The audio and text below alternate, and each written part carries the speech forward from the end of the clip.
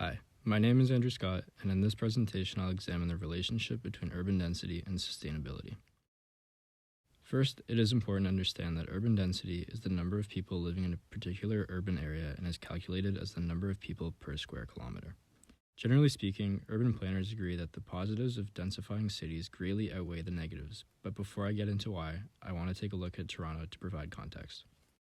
Right now, First Canadian Place is the tallest building in the city, and 8 of the 15 tallest structures in the core are either entirely residential or mixed use, with none of them existing more than 8 years ago.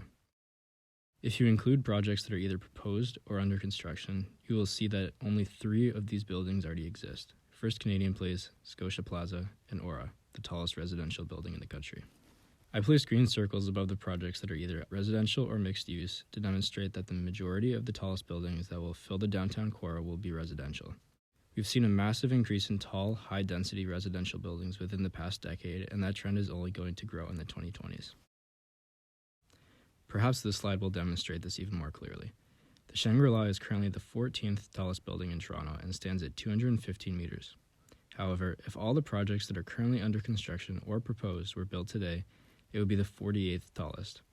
Of the 50 tallest structures in the city, 35 of them, or 70%, would be residential. The blue square represents buildings that already exist.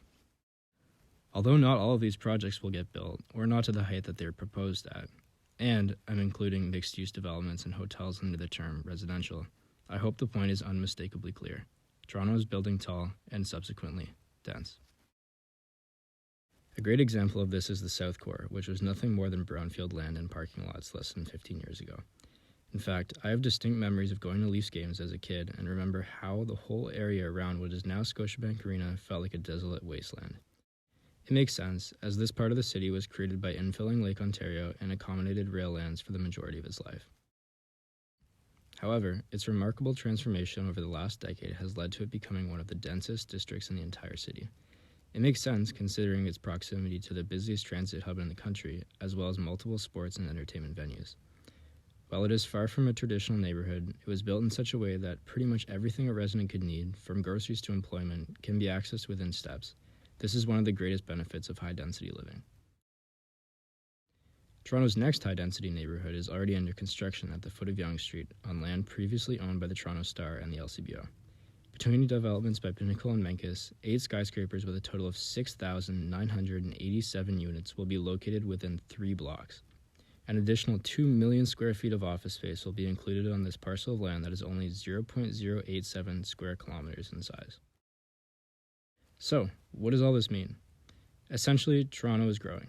It had more than triple the numeric population growth of any other city in North America in 2018, more than double the amount of high-rise cranes than any other city in North America in 2019, and is projected to be the home of more than 4 million people by 2041. In fact, it is likely only a matter of time before Toronto passes Chicago, the birthplace of the skyscraper, in terms of total number of skyscrapers on the skyline, sitting behind only New York for most of North America. However, when looking at a chart created by the Fraser Institute that ranks cities in high-income countries by population density, Toronto ranks 19th, below Vancouver and Montreal. Why is this? Toronto is a much larger city than either and is growing much more rapidly. This is why it's important to note that density and height do not always have a direct correlation. Take Hong Kong and Paris, for example, the 2 highest-ranked cities on the list, with densities of 25,719 and 21,067 respectively. However, Hong Kong has the most skyscrapers, buildings over 150 meters tall, in the entire world with 355.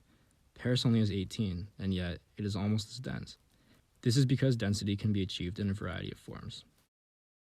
Another example of this is the mixed-use tower called The One that is currently under construction at the corner of Yonge and Bloor. Poised to become the tallest building in the city upon completion, it will be 85 stories tall but only feature 416 units. With prices starting at $2.6 million and no floor having more than 6 units, this building is incredibly tall but not necessarily that dense. In Montreal, density comes in the form of 3-story walk-up apartments. Even though it is a lot smaller of a city than Toronto, it is denser since most of the city is zoned for low-rise flats and mid-rise apartment buildings. Even in the suburbs that surround Montreal, there are far fewer detached, single-family houses than there are here. This is where zoning becomes a factor, and more specifically, the Yellow Belt. The term is used to describe a large swath of land in Toronto that is largely zoned in a way that only allows the construction of detached residential housing under 10 meters in height. While this helps to preserve the character of the neighborhood, it severely limits the type of housing that can be built and leads to high-value, low-density developments. Another separate issue is that building mid-rise residential buildings is not always particularly lucrative for real estate developers, as they're not able to build as many units per hectare, which often results in lower profit margins. This leads to developers having to choose between paying high prices for small parcels of land in the downtown core where they can build high-density residential towers, or build luxury single-family homes in pre-existing neighborhoods. This dilemma that developers often face, combined with the zoning restrictions preventing anything but detached single-family homes from being built in many neighborhoods across the city, has led to the underrepresentation of medium-density development, often referred to as the missing middle.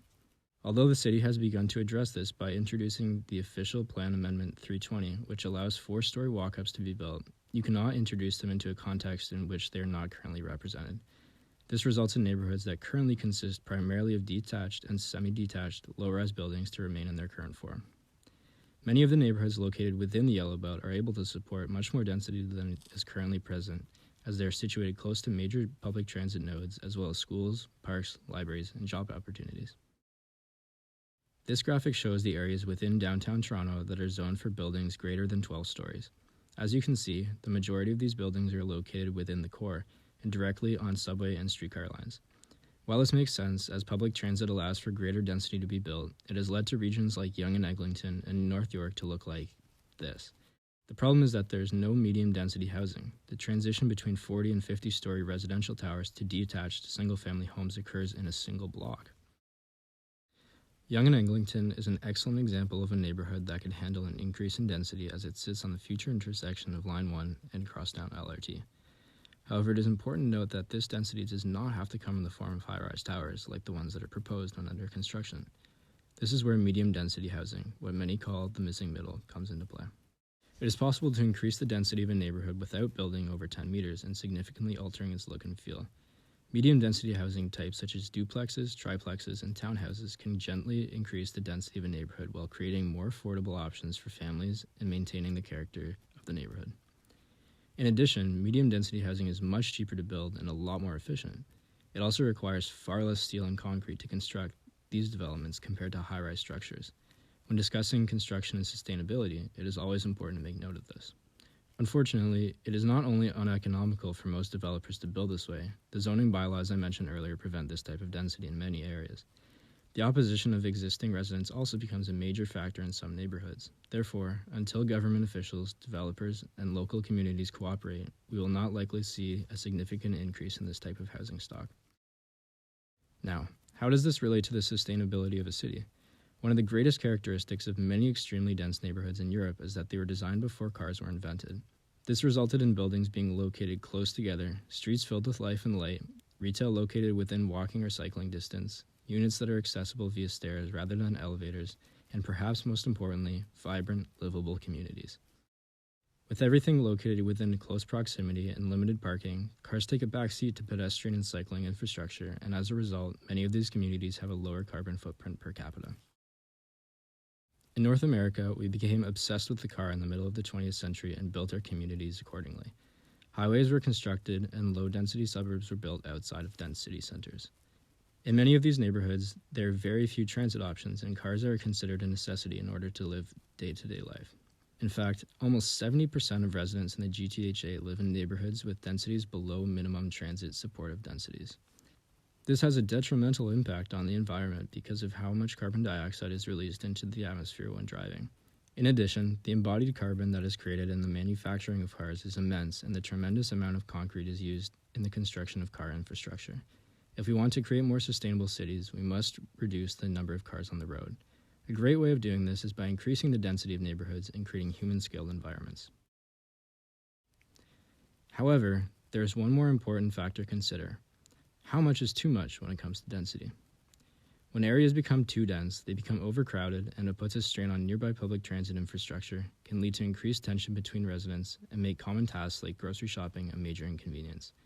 It can even have more severe effects, like leaving communities without clean water, or a lack of sewage treatment and waste management infrastructure. However, it is important to note that the perception of what is considered overcrowded varies greatly between cities and cultures. Let's examine Pinnacle's One Yonge development that is currently under construction in Toronto's Lower Yonge precinct. It is a great project for many reasons, including the fact that it is located under a 10-minute walk from Union Station, will include affordable rental housing, will include a new community center, and help connect the South Core to the East Bayfront. It is truly a mixed-use community as it will include extensive retail and office space as well. However, 2,838 units will be spread across 240 total stories, all squeezed into a single block. In addition, 852 parking spaces will be built across 7 levels of underground parking. A tremendous amount of concrete and steel will be used in the construction of the 3 residential towers, and there's a huge lack of family-sized units available. The truth is that most of these units are being built for investors, not end users. While it's good to see an increase in density in an area that has previously been underutilized and has great access to public transit, this is not necessarily the solution. The truth is, we must find a balance. We should strive to build more high-density and medium-density, low-rise buildings in urban layouts in addition to the high-rises that are being built at an unprecedented rate. By doing this, we can find a balance between efficiency and quality of life and create livable communities that are walkable and well-served by public transit.